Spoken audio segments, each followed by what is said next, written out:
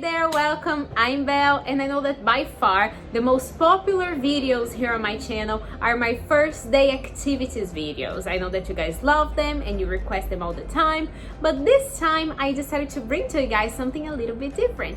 And this is the last day of school activities video. So I hope you guys like those activities.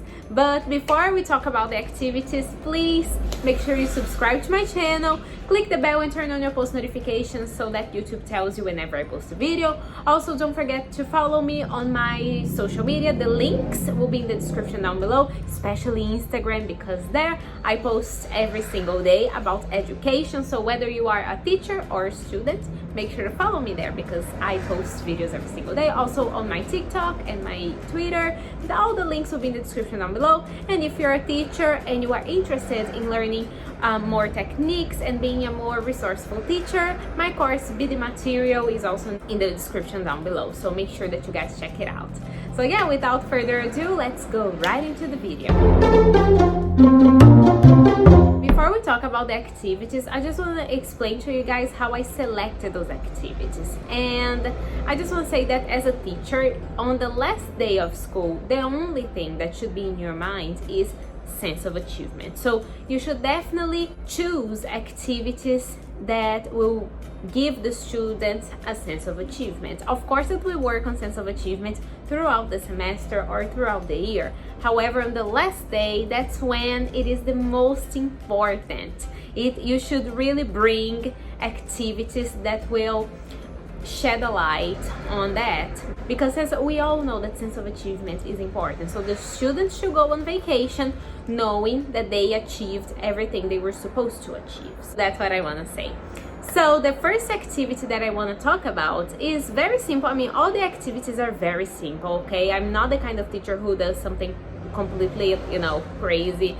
I like simple activities, and especially because sometimes you can use them, you can adapt them, you can improvise, and you can change it and do your own way, put your own twist to it. So I love simple activities. So the first activity that I want to talk about is a memory book.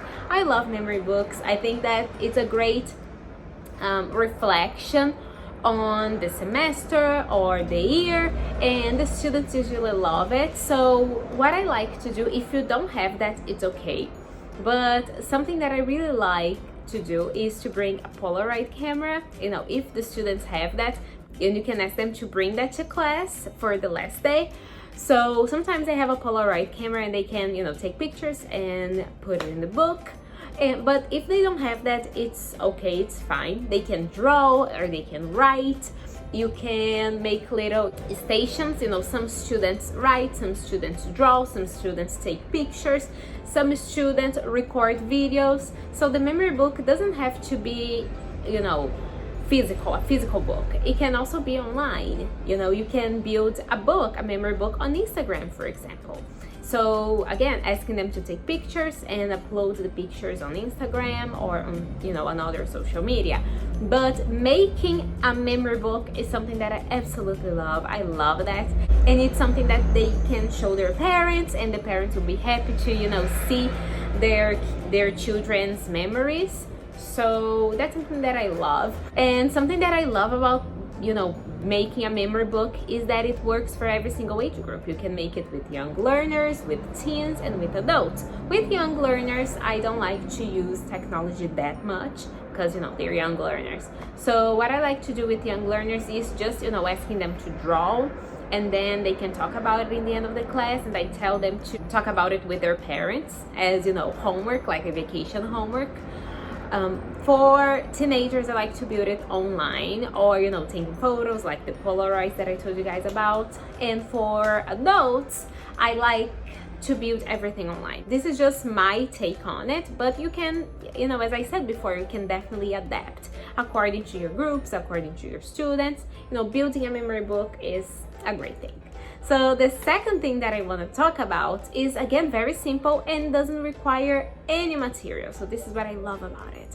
And it is a spelling bee, having a spelling bee competition. I think this is great. Of course, you should be a little bit more selective on the words, because as I said before, the point of the last day of school activities is sense of achievement. And if you ask them to spell a super complicated, huge, long word, they won't be able to do it. And don't do it, because it will only affect their self-esteem and how they perceive the year. They might think that they're not good enough. So be careful with that. Make sure that you select only words that you taught them and that they know, because I mean, if you taught them, they know the words, right? I mean, they should know the words. So make sure to really select well those words, okay? Don't just open the dictionary and say random words. That's not how it should work, okay? You're not there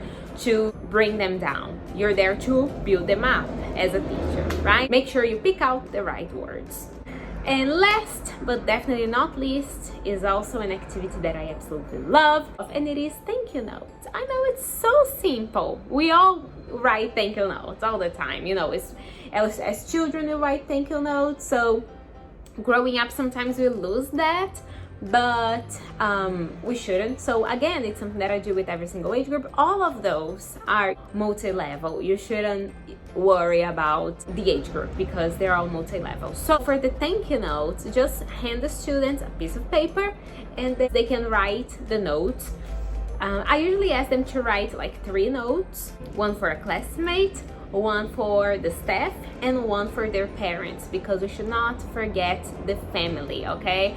So the family definitely helps the students a lot. So I love, you know, making things in the classroom that the kids can bring home and show their parents. I love those kinds of things. So by doing that, the parents will also have a sense of achievement, a sense that the students actually learned something and that the students are enjoying the class.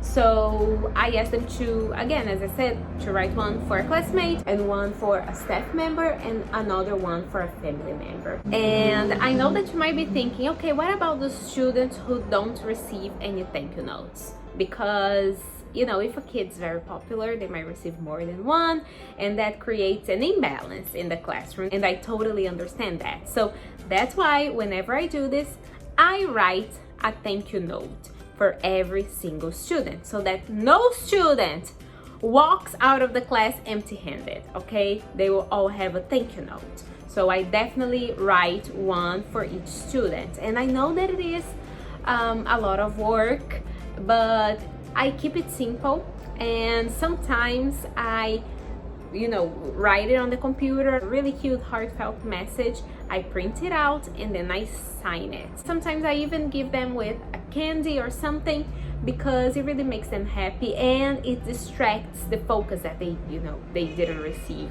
a thank you note.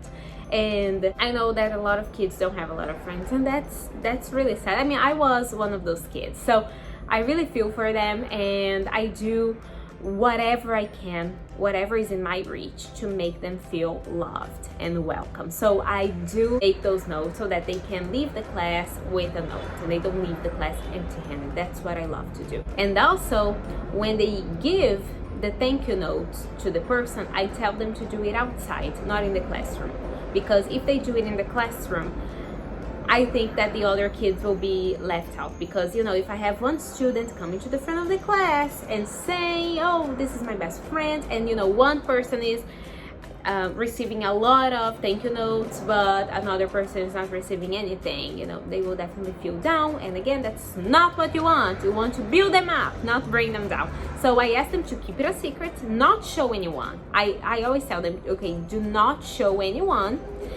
Keep it as a secret, and when you leave, before you go home, before you go on vacation, you give this to your friends so that when they go home, they read it and, you know, think about you when they are on vacation. And I do that because, again, I don't want any student to be left out. I think that's just horrible, horrible, horrible. And again, I tell them to give one to the staff member, that they picked out, and they give the thank you note to the staff member again when they leave the classroom. So these are the 3 activities for the last day of school, so I hope that you guys enjoyed them. If you want more videos like this, please leave in the comments below. Also, make sure to follow me on my social media, Instagram, Twitter, TikTok. I post there every single day.